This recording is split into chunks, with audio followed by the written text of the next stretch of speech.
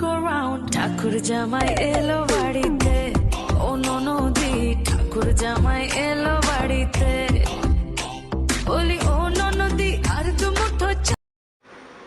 Hello friends, good evening and welcome back to my mini video. তো আজ Sunday আর আজ জামাই ষষ্ঠী, তো আমরা যাচ্ছি আমাদের বাড়িতে। তো এখানে পাপাই এখানে গুণ করছিল, তার বদলি আমি ভাবলাম যে চটপট ব্রেকফাস্টটা বানিয়ে নিই। তারপরে আমার চান টান হয়ে গেছিলো, এখানে চান টান করে আমি এসে তাড়াতাড়ি রেডি হয়ে গেছিলাম, কেন কি আবার অরও রেডি করতে হবে, উঠে গেলে আর আমার কিচ্ছু করা হবে না। তো এখানে আমি চান করে এসে রেডি হয়ে গেছিলাম, পুরোপুরি ড্রেস আপ করে নিয়েছিলাম, আর বাদ বাকিটা পরে করব। So I am feeling so happy, কেন কি অনেক দিন পর আমি বাড়িতে যাচ্ছি। হ্যাঁ, মাঝে মাঝে যাওয়া হয়ে গেছিলো, ডেলিভারি পরে যাওয়া হয়ে গেছিলো, কিন্তু তখন মানে থাকা ওরকম লং টাইমের জন্য যাইনি। তো এখানে পাপলুও চলে গেছে চান করতে, আর এখানে আমি ওর ড্রেস রেখে দিয়েছি। আর আগে আমি কোনোখানে গেলে আমার সব কিছু জামা কাপড় মেকআপ যাই বলো সব ঠিক করতাম, এখন আমার সবার আগে ওর জিনিসপত্র নিতে হয়, যেরকম ব্যাড বিছানা টিছানা সব আগে ওরগুলো রেডি করতে হয়। তো এখানে ও চান করে এসে পড়েছিল আর ও রেডি হচ্ছিল।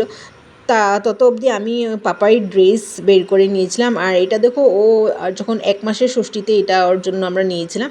তো এটা বেশি ওর পরাই হয়নি। তো আজকে যেহেতু ওয়েদারটা আমাদের এখানে খুবই ঠান্ডা, তো আজ এটা বের করেছি।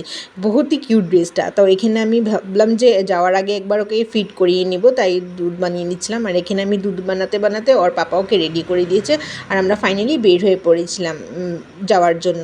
তো এখানে আমরা ওয়েট করছিলাম বাজারে, কেন কি পাপলু গেছিলো, মানে আমার হাজব্যান্ড গেছিলো কিছু ফ্রুটস আনতে। তো এখানে আমি আরও দাঁড়িয়ে দাঁড়িয়ে রোড এনজয় করছিলাম, ভেহিকলসগুলো দেখছিলো খুব তাক তাক করে, কেন কি ওরকম সিচুয়েশন বেশি ফেস করেনি।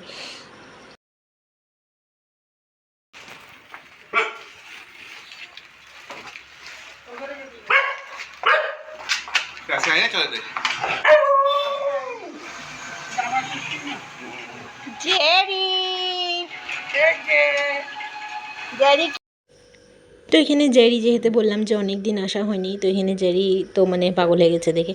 আর এখানে সব মা মানে আইটেম বানিয়ে বানিয়ে ঢেকে ঢেকে রেখেছে, জানি না কি, পরে জানতে পারবো কি হয়েছে না হয়েছে। আর এখানে আমার মা আই থিঙ্ক লাস্ট যেটা আইটেম ছিল ওটা বানাচ্ছে। সব বলবো, তোমরা ভিডিওটা দেখতে থাকো কি রান্না হয়েছে কি হয়নি। এত সুন্দর সুন্দর গন্ধ বেরোচ্ছিলো। আচ্ছা যাই হোক, এখানে বাবা আসার সাথে সাথে এখানে ও ঘুমিয়ে পড়েছিল, তাই ওকে বিছানা করে ঢেকে টুকে ঠিক করে ঘুম পাড়িয়ে দিলাম।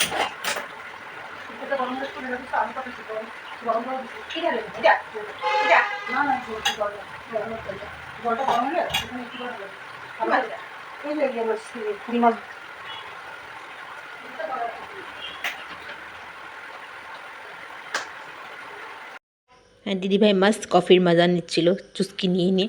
তো এখানে এত লিচু আম পুরো দেখে, আর যেটা আমি ফ্রুটস খাই না আর নীতিমতে, আর যেটা খাই একটাই ফ্রুটস খাই সেটা হলো আম, আর ওটাও সিজনাল। আর এখানে আমি দিদিভাইকে বলছিলাম যে আমাকে একটা কেটে দে, তো এখানে ও আমাকে কেটে দিয়েছিলো। আর এত সুইট এত মিষ্টি, মানে বলতে পারবো না, বহুত টেস্টি ছিল। তারপরে এখানে আমরা কিছু আড্ডা দিচ্ছিলাম এখানে দিদিভাইয়ের সাথে, কিছু কথা, অনেক দিন পরে যেহেতু দেখা হয়েছে। তা আমি আর পাপা একটু বারান্দাতে ঘুরছিলাম। এখানে হোয়াইট লিলি এত সুন্দর লাগছিলো, এটা একটু ফায়ার বল, এটা অ্যাকচুয়ালি অনেক দিন হয়েছে, মানে ঝরে গেছে ফুলটা, যখন ফ্রেশ থাকে খুবই ভালো লাগে ফায়ার বলটা দেখতে।